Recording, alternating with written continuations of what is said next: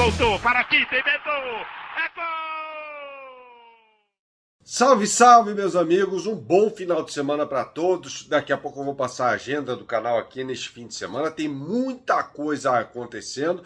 Mas antes eu quero mostrar para você o showzinho, o chilique, que o técnico Jorge Jesus deu após a eliminação da equipe na Liga Europa, né? Foi assim uma coisa, eu vou mostrar agora para você, né? Ele, eu acho que trocou as bolas ali em relação aos campeonatos, até lembrando que o Fenerbahçe, time que ele dirige, acabou eliminado pelo Sevilha após a derrota por 2-0 na Espanha. O time turco venceu por 1-0 jogando em Istambul, mas evidentemente esse resultado não foi o suficiente. O Sevilha vai enfrentar o Manchester United nas quartas de final da Liga Europa. Vamos conferir agora a resposta que Jorge Jesus deu quando perguntado sobre as circunstâncias da eliminação do Fenerbahçe para o Sevilha na Liga Europa. Confira aí.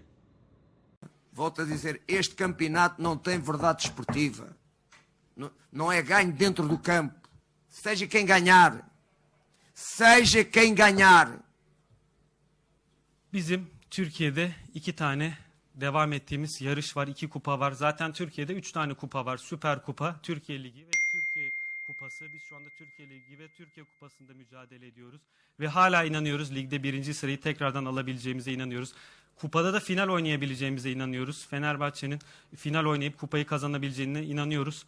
Ama belirtmiş olduğum gibi, demin de belirtmiş olduğum gibi bana göre bu ligin sportif gerçekliği yok. Bu ligde maçlar sahada kazanılmıyor. Kim kazanırsa kazansın bunu söylüyorum. Ama belirtmiş olduğum gibi biz hala 2 turnuvada yolumuza devam.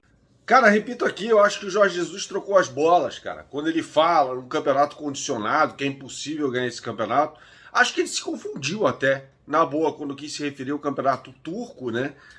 Em que o Galatasaray lidera com certa folga em relação ao próprio Fenerbahçe. E a torcida do Fenerbahçe não aceita muito bem isso, não. A rivalidade é muito grande entre as duas equipes. É mais ou menos como se fosse um Flamengo e Vasco no Rio de Janeiro, um Palmeiras e Corinthians em São Paulo. Assim, o torcedor do Fenerbahçe aceita muita coisa, menos perder o campeonato turco para o Galatasaray, o que abre a brecha, evidentemente, para a gente acreditar nas informações que chegam de que o Jorge Jesus não vai continuar no Fener, não. Afinal de contas, o ano praticamente acabou para a equipe turca. Então é bem provável que lá por maio, junho, Jorge Jesus esteja livre no mercado. E aí começa aquela coisa, aquele burburinho todo, né? Com o Jorge Jesus livre no mercado, é claro que ele é a opção para assumir o time do Flamengo, né? Ou então para dirigir a seleção brasileira.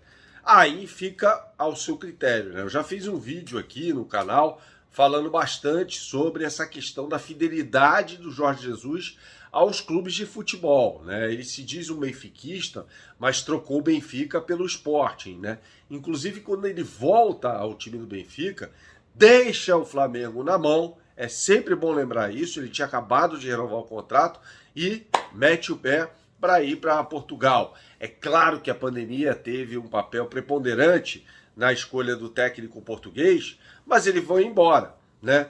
Para voltar ao Benfica, como eu disse, como ferramenta de campanha do então presidente Luiz Felipe Vieira, que acabou preso, que era muito amigo do Jorge Jesus, né? E vale lembrar que ele já trocou o Benfica pelo Sporting. É mais ou menos a mesma coisa que trocar o Flamengo pelo Vasco, né? Sendo um técnico vencedor e tal, e saiu, foi embora, foi para o Sporting, né? O que é uma atitude, convenhamos, lamentável do Jorge Jesus. Lembrando que o Jorge Jesus foi eliminado pelo Jorge Sampaoli, né? E são sempre dois técnicos que estão aí, que viram ferramentas, né, até de especulação sobre qual clube, para qual clube o técnico vai, um dos técnicos vai no futebol brasileiro. O Sevilha faz uma campanha muito ruim no Campeonato Espanhol. O Campeonato Espanhol é este que, por sinal, terá o jogo entre Barcelona e Real Madrid no final de semana, né? Mas fica sempre essa conversa, né? Não, o Jorge Jesus vai voltar ao Flamengo. O Flamengo vai enfrentar o Vasco da Gama neste domingo, um Vasco destroçado pelo vexame que deu diante do ABC. O que isso significa, Bernardo? Talvez não muita coisa, não.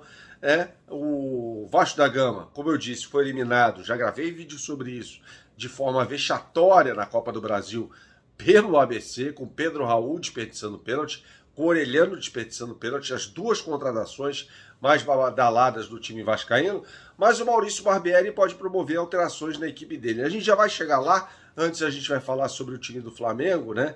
Que tem a possibilidade até de retorno do Varela, do Felipe Luiz, são jogadores que podem atuar.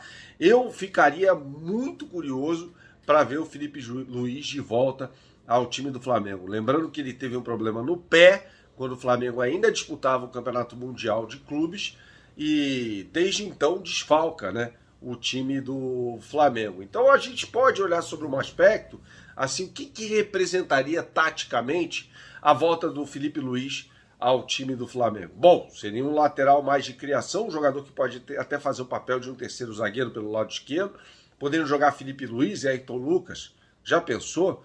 Né? Já pensou uma zaga com Fabrício Bruno? E aí tem a opção de Rodrigo Caio, Davi Luiz. Deixa aqui o seu comentário.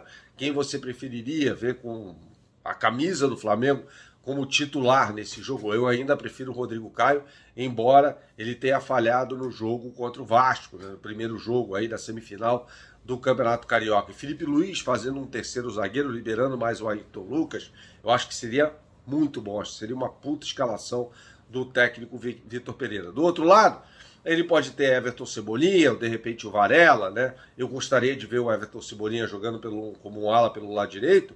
Então a gente teria um sistema defensivo com muita criatividade, né? Com dois jogadores espetados. Lembrando até que no Corinthians o Vitor Pereira utilizou o Mosquito como um ala pelo lado direito. O Mosquito é um ponta, que pode jogar na ponta direita, na ponta esquerda, por exemplo, e ele utilizou jogando dessa forma, né?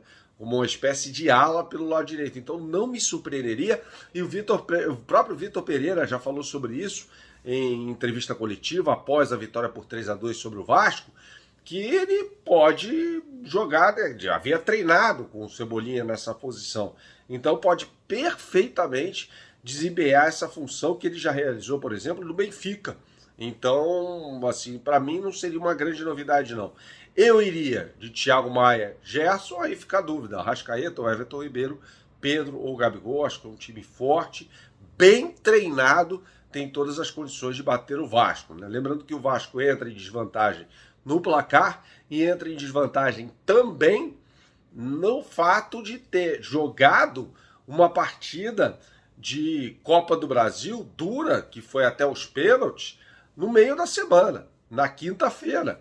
Então, assim, para o Flamengo esse é um aspecto positivo. Eu acho que o Maurício Barbieri, e aí o Vitor Pereira deve estar de careca de saber disso, deve voltar com o Rodrigo no lugar do Marlon Gomes, adiantando o André e o Jair. Então, eu acho que essa é a provável escalação do Vasco, entrando com o Léo Jardim no gol, Pumita, Capasso, Léo Pelé e Piton.